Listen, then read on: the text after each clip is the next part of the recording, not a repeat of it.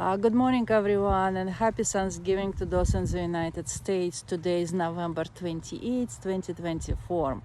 The topic for the video today is dormancy in different mulberry cultivars. We are opening cutting sale this Sunday, December 1st. So I decided to explain why I prefer to ship some mulberries as early as possible and for some I will have to wait. So let's start with the Himalayan types. The first mulberry I'm going to show you is my most cold sensitive Naples Himalayan. So this mulberry never goes dormant in a normal way. So if you would not have any frost here, it would continue growing. So the only reason it drops its leaves because we are getting below freezing point. So these particular mulberry types, Himalayan types, they basically always green. And this is the wood which can be cut anytime during the year, and the earlier I will cut them, the better it's for everyone, because the top parts, those immature and not really lignified parts, they all will be lost after the frost. Not sure how well you can see it under the right lighting conditions, but here I have Himalayan really bright green leaves grafted onto Galicia mulberry. So Galicia is just now starting to get dormant. So Galicia, I will be waiting until it drops its leaves. So they're yellow, very much yellow now. Galicia is alba or mostly alba.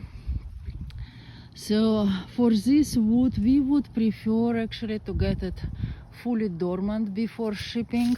It can be used now, but it will store well better after the leaf drop, while Himalayan will never go dormant, and so it can be cut now. The same as with Black Prince. So Black Prince is now fully yellow, but the leaves are still on the tree. For Black Prince, I also would prefer to wait until the leaves completely dropped before shipping. So this way you can store this wood for a few months easily. On this particular tree, I have two types of everbearing mulberries.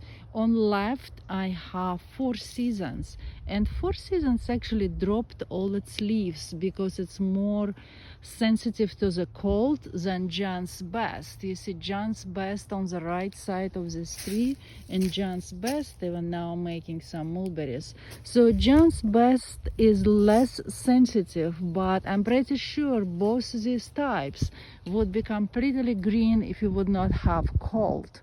So these mulberries also can be cut at any times for Four Seasons and John's Best. They don't go dormant fully ever, and then they will start sprouting very fast. Like Four Seasons will start sprouting right back if we'll get like 65, 68 degrees. Number 9 is also fully green still, but it's not very frost sensitive, but it's still, you know, if we would have warm weather all winter, it would stay green. Yeah, the same applies to Skinner. Skinner lost some leaves up top simply because of the winds and cold, but actually foliage never goes proper yellow.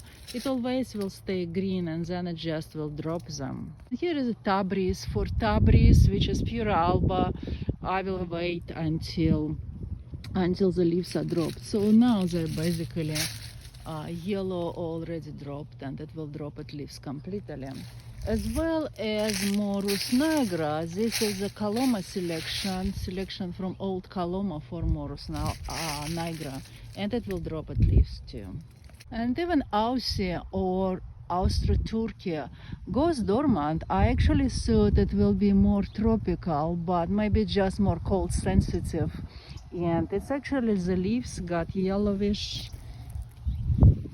So they're kind of yellowish, and most of the leaves already dropped. But nevertheless, it's trying to make fruits. So these are the fruits made in late November. So I think Aussie or Austro-Turkey would stay completely green if we would not have cold weather here. Here I have 3 young Himalayan mulberries, different types, here next to each other in the row. And I want to show how different they are going into the dormancy. So I have Skinner. The first one here is Skinner, fully green leaves. If they fell, it's only because of wind and cold. Now I'm going to the one which I called Steve Murray, and it's because it came from Steve Murray. And you see it's getting actually yellowish.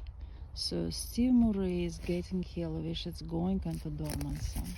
And then I'm coming to the Taiwanese, and Taiwanese also mostly green. I see maybe couple of yellowish leaves, but otherwise Taiwanese is mostly green too.